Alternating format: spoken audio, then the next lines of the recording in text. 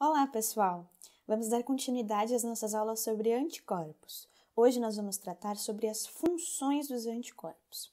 Bom, para a gente entender as funções dos anticorpos, a gente precisa entender onde que cada tipo de anticorpo está situado e qual é a sua ação mais efetiva. Vamos começar falando sobre o tipo de anticorpo IgA. O IgA é aquele que tem na sua cadeia constante a cadeia alfa, certo? Bom, como eu falei no vídeo anterior, esse anticorpo, ele possui na sua grande maioria a forma dimérica, ou também chamado de dímero. Ele é muito encontrado nas regiões de mucosa do nosso organismo, mucosa do trato gastrointestinal, respiratório, trato urogenital, e também é altamente presente através do leite materno. Então, na amamentação exclusiva materna, a gente tem aí uma quantidade de anticorpos do tipo IgA sendo transferidas para o recém-nascido, para o bebê que está amamentando. Isso vai fazer com que o seu intestino receba ali anticorpos que vão ajudar no processo de imunidade dessa criança. Assim também como ele está presente em outros tipos de secreções, como também lágrimas e saliva. Já o anticorpo do tipo D, IgD, que possui a sua cadeia constante delta, ele vai ser um tipo de imunoglobulina, de anticorpo, que vai estar presente somente na superfície dos linfócitos B. Esses linfócitos B, eles não expressam e não soltam esses anticorpos para o meio. Esses anticorpos ficam fixos ali naquela parede. E eles são encontrados nessa região.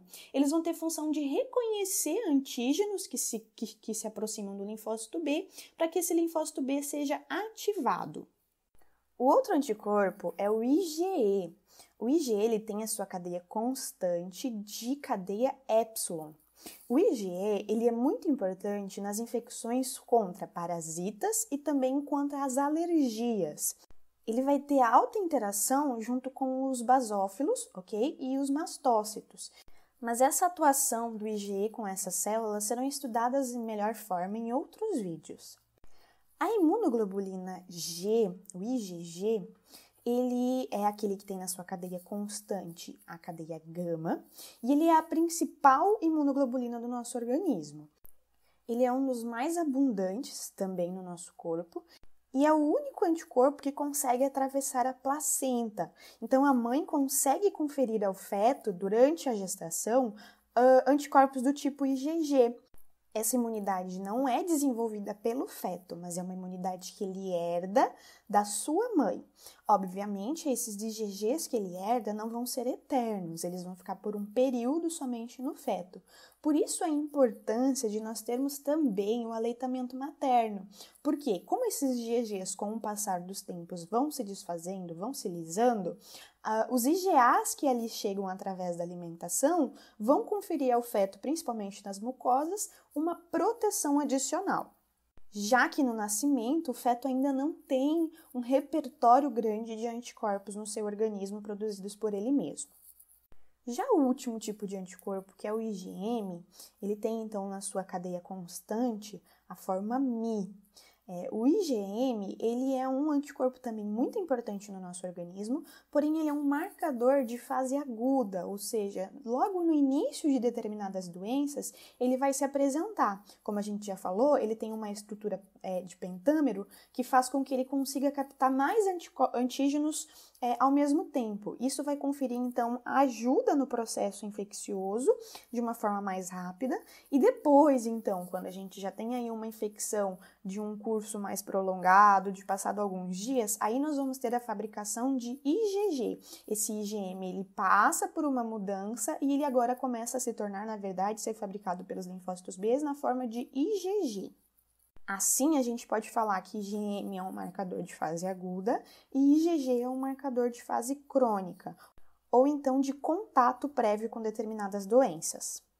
Agora vamos falar um pouquinho sobre as funções gerais dos nossos anticorpos. O que o anticorpo consegue fazer? Os anticorpos por si só, eles não conseguem lisar o patógeno, mas ele vai ser um grande auxílio nesse processo. A primeira função que nós iremos discutir é a neutralização de micro-organismos e de toxinas. Alguns micro-organismos, eles precisam estar intracelular para se multiplicar, como, por exemplo, os vírus e também algumas bactérias. Para que ele consiga entrar dentro da célula específica, aquela que ele tem tropismo, ele vai então ter ali na sua superfície alguns receptores que vão se ligar a essas células, fazendo a interiorização desse patógeno. Quando nós temos anticorpos fixos na superfície desses patógenos, é como se eles inibissem e não permitissem que o meu micro-organismo consiga se conectar com a célula que ele iria infectar. Assim, o micro-organismo não consegue entrar dentro da célula e ele não vai conseguir continuar seu processo de multiplicação. Se nós olharmos aqui nessa imagem sem anticorpo, a letra A aqui, nós vamos observar que o micro-organismo ele chega na célula, ele se liga ao receptor dessa célula e ele consegue interiorizar. Nessa célula, então, ele vai se multiplicar e aumentar aí o processo infeccioso. Se nós tivermos os anticorpos, esses anticorpos vão se ligar ao patógeno, ele não vai conseguir reconhecer o receptor da célula a qual ele tem tropismo e ele não vai conseguir se multiplicar. E assim a gente tem um impedimento, então, de um processo infeccioso.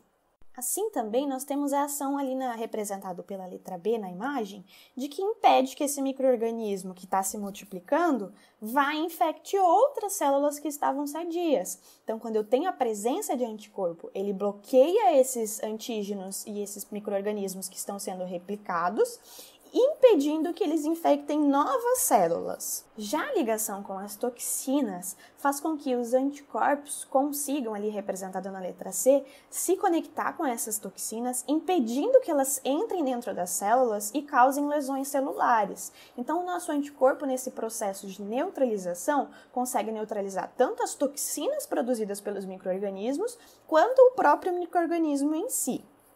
A próxima função que nós iremos comentar, então, será a opsonização e fagocitose dos micro-organismos. E daí aqui nós vamos ter a interação tanto dos anticorpos com as células fagocíticas do nosso corpo. As células fagocíticas, elas possuem na sua superfície um receptor de região Fc do tipo gama. Lembram que o anticorpo, na sua região constante do tipo IgG, ele possui lá a região constante gama? Então, por isso a importância do nosso anticorpo do tipo IgG. Ele vai ser o principal que vai conseguir se ligar aos patógenos e desenvolver assim o processo de fagocitose nos nossos fagócitos. Os fagócitos eles vão possuir então esse receptor de porção Fc do tipo gama, e nós temos divisões que vai ser receptor tipo 1, receptor tipo 2 e receptor tipo 3. Nesse processo de fagocitose por macrófagos, por células dendríticas, nós vamos ter aqui a ligação do tipo R1. Então, os meus fagócitos vão apresentar receptor de porção Fc gama do tipo R1. Esse receptor vai se ligar à região Fc do anticorpo e ele vai fagocitar o anticorpo junto com o patógeno. Então, é como se o anticorpo aí estivesse se sacrificando. Ele também vai ser interiorizado no processo de fagocitose. Algumas dúvidas às vezes surgem do porquê que precisa do anticorpo se as células fagocíticas já têm essa função de fagocitose. Elas deveriam por si só, através dos seus receptores, do tipo TOLS, por exemplo, reconhecer os antígenos. Porém, imagine da seguinte forma, os nossos fagócitos são uma arma. Quando a gente atira, a gente consegue por si só atirar só com uma arma. Porém, quando a gente tem uma mira laser, a precisão dessa arma é muito maior. Então, imaginem que os anticorpos, na verdade, são a mira laser. Eles auxiliam no processo de fagocitose. A fagocitose aconteceria normalmente sem eles, porém, com eles, ela vai acontecer de uma forma mais eficaz. A próxima função é a função de citotoxicidade celular dependente de anticorpos. O que seria isso? Nós vamos ter células que são citotóxicas, que só vão ser ativadas graças à presença de anticorpos ligados aos antígenos. Essas células citotóxicas, então, nós podemos citar o natural killer, elas vão ser ativadas através do seu receptor receptor de porção Fc gama do tipo R3.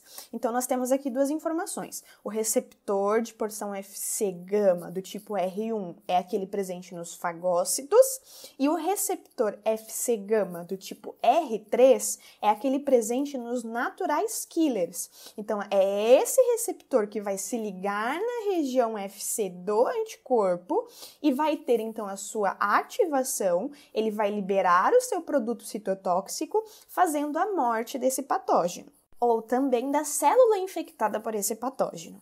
A última função mediada pelos anticorpos é a função de ativação do sistema complemento. O sistema complemento, ele é um sistema muito complexo, apesar de receber esse nome de complemento, na verdade ele não é só complementar, ele é muito efetivo. Então, nós vamos discutir esse tipo de ativação em uma videoaula específica somente para o sistema complemento. Bom, muito obrigada por assistirem até aqui e até a próxima aula.